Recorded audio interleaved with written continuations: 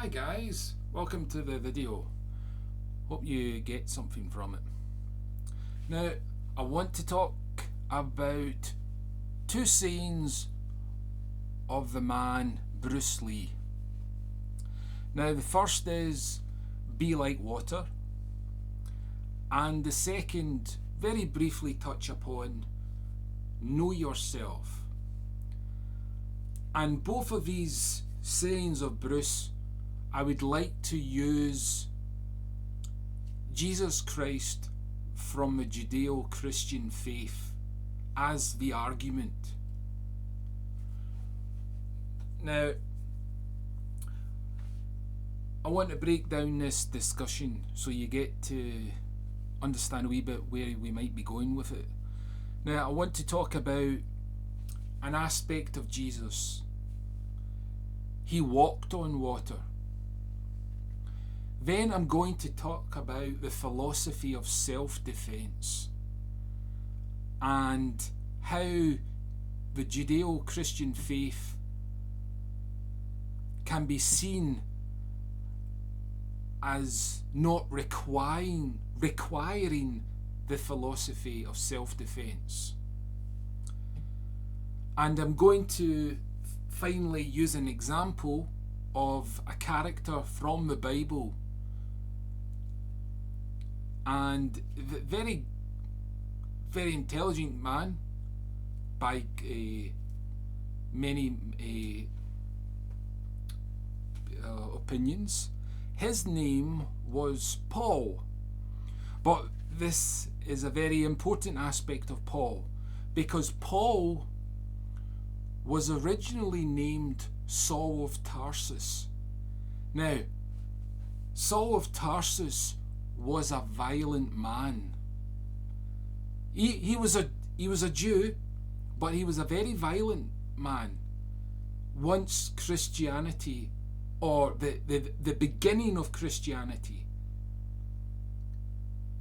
he showed his violent side. Now, and how Paul became non-violent.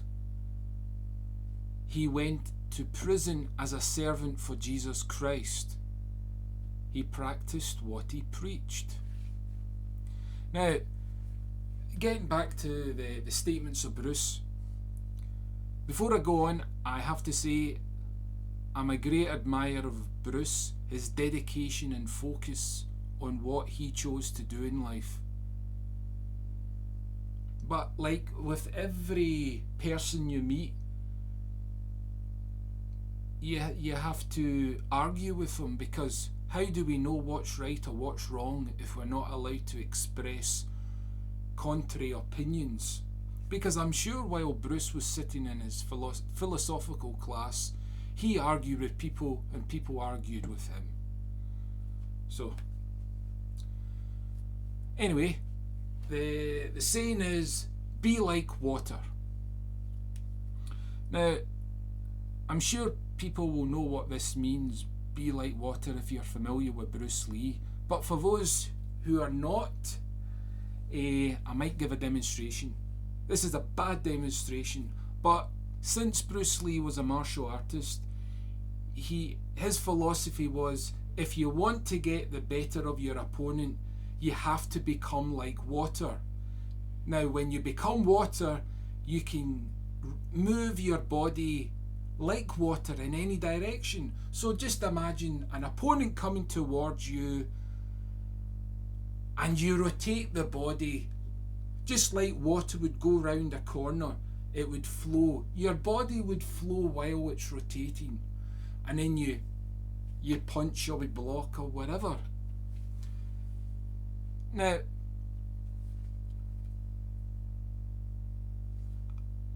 when I first heard this, I understood what this meant. I said, this is good. This is good. But then, studying Christianity, I've come to face a big conflict in the world about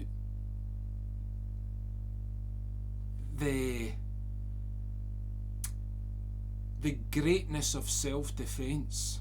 I mean, is it a legitimate authority that a person can use to stop a thug or bad person? Now,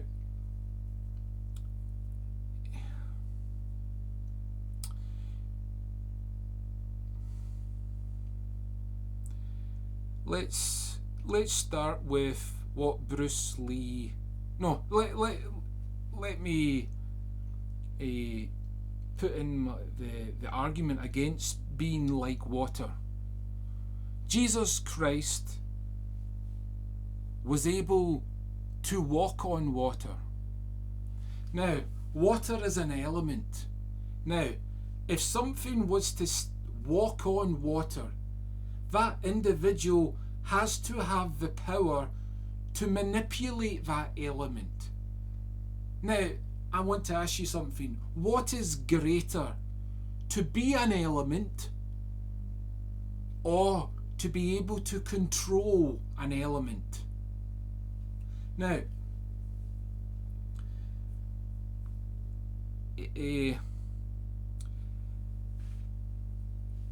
Bruce Lee liked martial arts. He liked self-defense. He wanted to understand how an opponent would behave and be able to stop him in the quickest amount of time possible and the most energy efficient way. Now,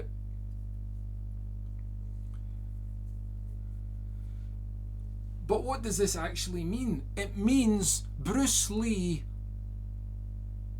wanted the opponent to submit to him. So Bruce Lee would be standing on top of the opponent, arms folded, perhaps like this, saying, "I got you, you're on the ground, you lost, you submitted." It's a bit like in Bloodsport with Jean-Claude Van Damme.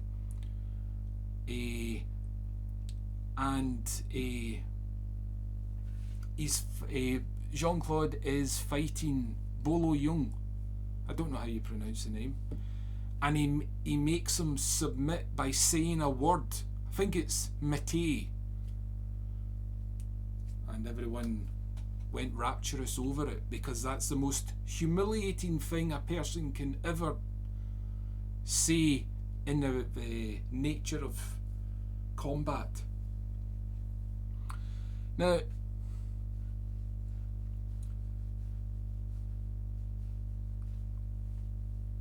we must get to know what the philosophy of self-defense is.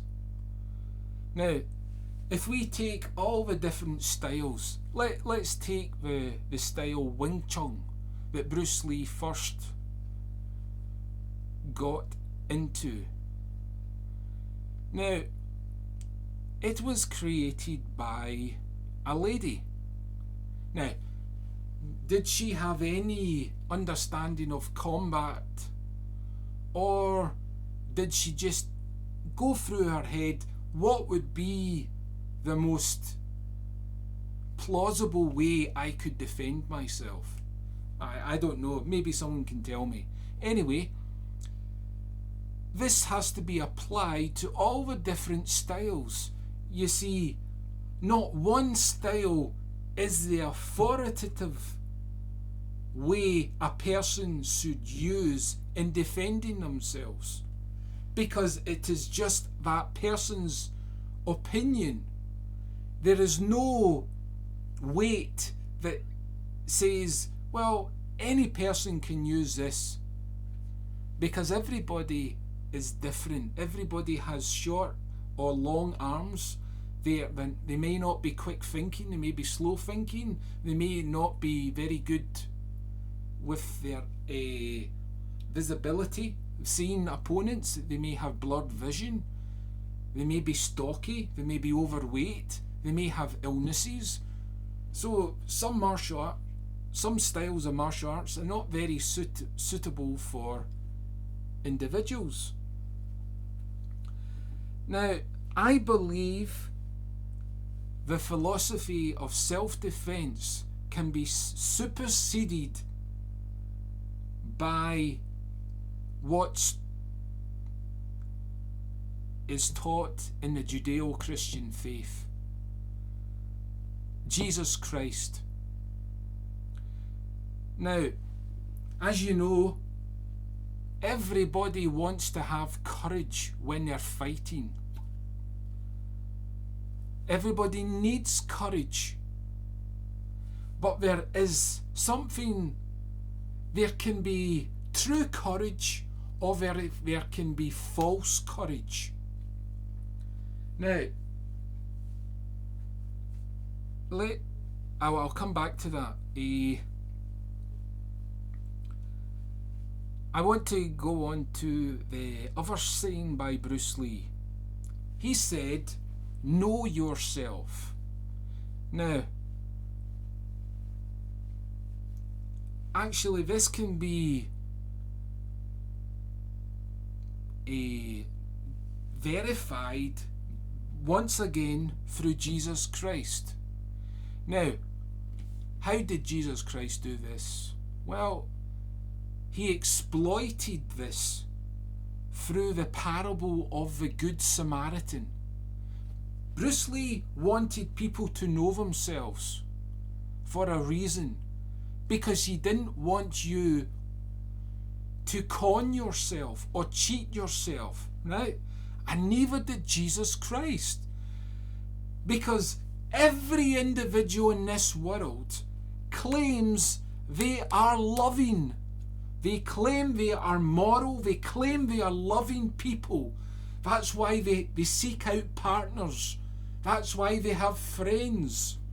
And there may be the odd one to a case where they don't exhibit love, but doesn't mean they don't feel it deep within themselves. They just don't have the opportunity to express it because they've been dealt in life bad things, and it's just led them down a bad path, which makes them mean and aggressive or whatever. Now, but what did Jesus do by telling the story of the parable of the Good Samaritan? Well, by talking about this the individual in this parable, you see how you relate to people in this world. Do you love them? Do you care for them? Now, people are self-righteous. I was self-righteous. Some days I claimed I was a loving person, but I never took a time out of a day to help people. Now, that is what love is. You have to act on it. Just like you have to act on martial arts, you have to discipline yourself to do something in order to get to some place. Now, basically what a sinner is in Christianity is basically you miss the mark. You're meant to get to a standard where you love people, but because of sin, it makes you a slave to this. And this is why the conflict in the world happens, because people do not know themselves, as Bruce Lee requested from people. Now,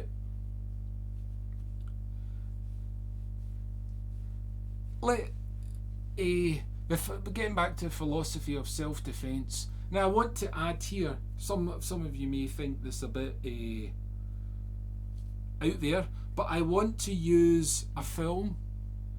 Sentimental reasons I like this film. Well, I like the first one, but not so much, well, except the characters. The film is Ghostbusters 2. Now, to cut a long story short, the film deals with evil and good, and evil has gripped New York City. and there's not enough power in their proton packs to destroy this evil. So they need to counter that evil with something good. And what do the writers of that, the Ghostbusters, do? They have the hope in the Statue of Liberty. This statue represents hope. That people see the Statue of Liberty, say, this is what good should be all about, but I don't see how this statue made of stone can represent anything good. It's not a living person, which brings to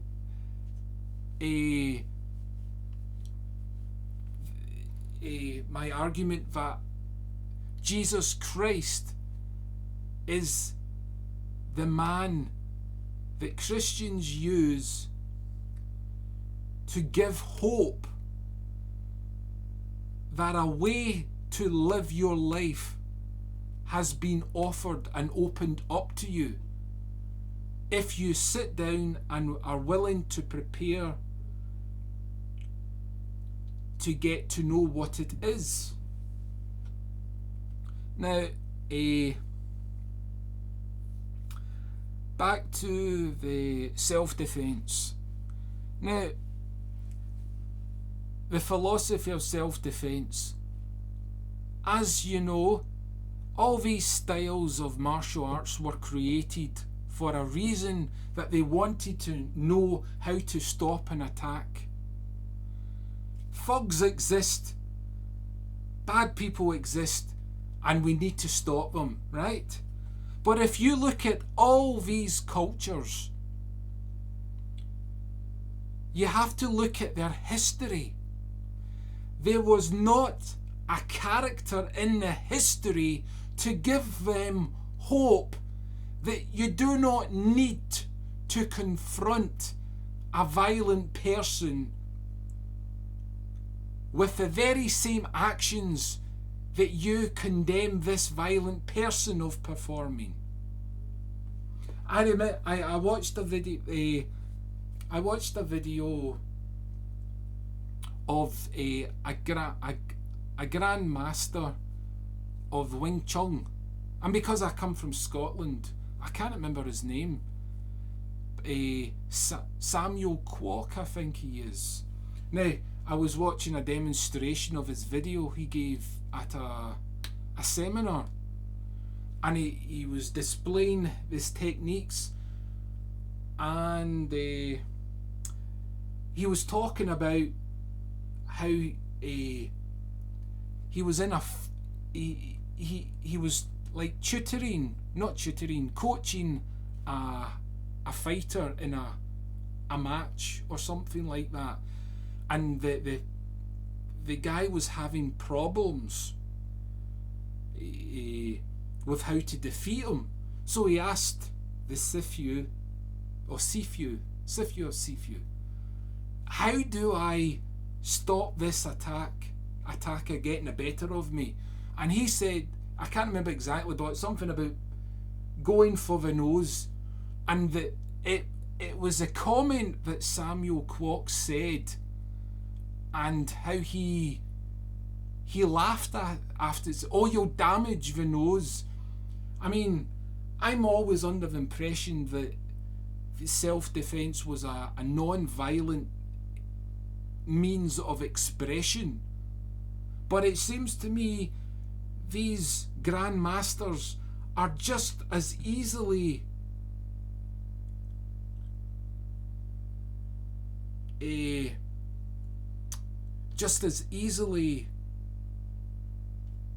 get into the mind frame as a thug, because a thug will say, oh, I'm going to get that person's nose. But this is what this Sifu was thinking. He was doing the exact same thing. Now, how can you condemn a thug if you have to practice what you preached? And this brings on to my final point. Saul of Tarsus, and who later became Paul. Now, I need to give you a little breakdown of who Saul of Tarsus was, so you understand the context by which I'm using him. Now, Saul of Tarsus was a Jew. He was a very strict Jew, and he was a zealot. And when Christianity started, at the very, very, very start, when Christianity began to get going, people were talking about it. Saul, being a Jew, he believed he was doing what God wanted, and he wanted to kill the Christians, and he did succeed. The Bible tells us he witnessed the stoning of Stephen, and he went travelling. He went travelling, trying to expose the Christians, to rid the Jewish faith of this new sect within the Jewish faith. Now, as he was travelling on the road to Damascus, there Jesus appeared to him, right? This is what the claim of the Bible states. Now, after this, his name was changed to Paul, right? Now, this makes for very interesting discussion, because here we have Saul, a violent person, and here we have Paul, who became not passive in the sense, passive in the sense of not using hands or feet as weapons or swords or whatever the Jews used at that time. He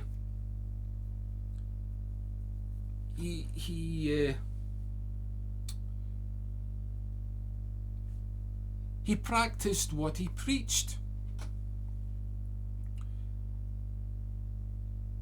So when we get to this nature of how do we defend ourselves against thugs? Now, we have people who believe in self-defense, but this is just a handful of different groups have come up with a method to deal with it. Now, Christianity has a different method, and they use Jesus Christ as a symbol of hope. Now, the most interesting fact about Saul of Tarsus was he was an extremist. Now, the point I'd like to raise is, if what happened to Saul was true, then the Judeo-Christian God stopped extremism. God didn't stop a person from choosing the lifestyle of extremism. That is free will. But if you have trust and faith in Jesus, extreme behaviour can be removed. Now, a thug can be seen as an extreme behaviour. Now, that could be curbed if you preach the message of Christ to that individual. Now, you have to remember the Romans were the most violent nation. I mean, I wonder how many of these martial arts tough guys, even Mike Tyson,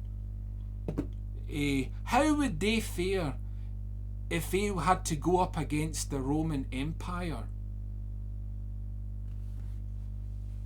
You would obviously need courage, but someone can have faith and trust because they know that they have something they can fall back on. You see, Bruce Lee had courage to fight someone because he knew he could trust the weapons he had, his fists and his legs. And his mind, obviously.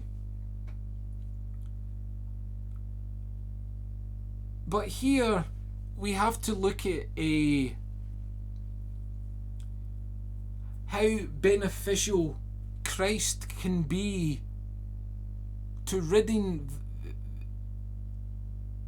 the problem of aggressive behaviour. He can curb it. Now, self-defense does not curb behaviour, because all it means is you have all these self-defense disciplines, but they're also educating the thugs at the same time, if you have intelligent thugs.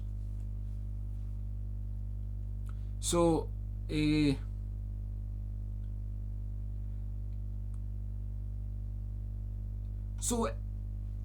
Paul was to face Bruce Lee in a match, how do you think Paul would get to discuss Jesus Christ with Bruce? Because here Paul,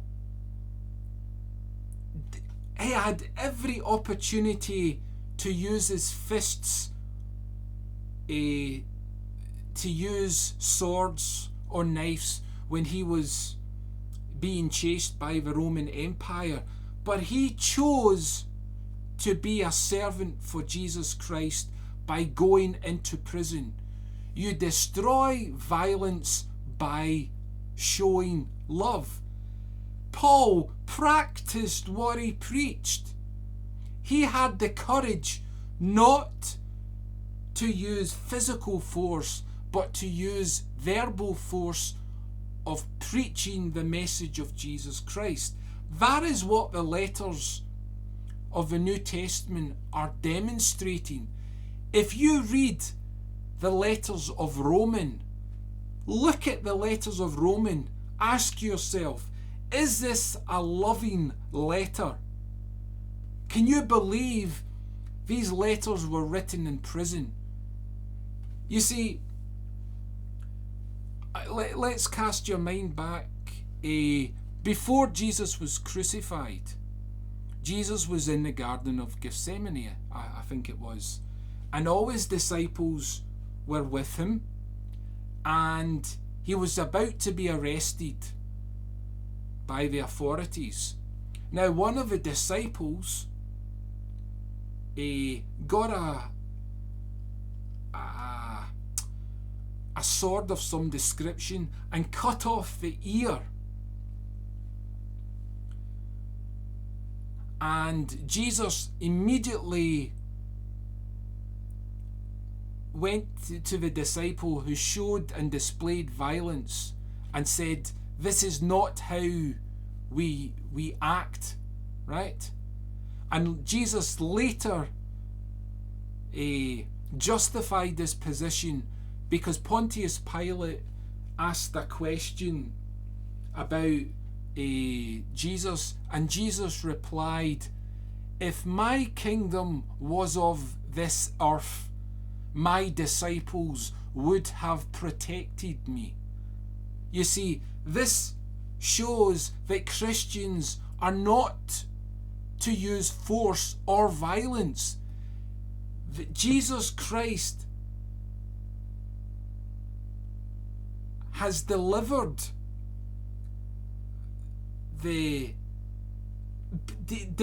that final non-physical blow against evil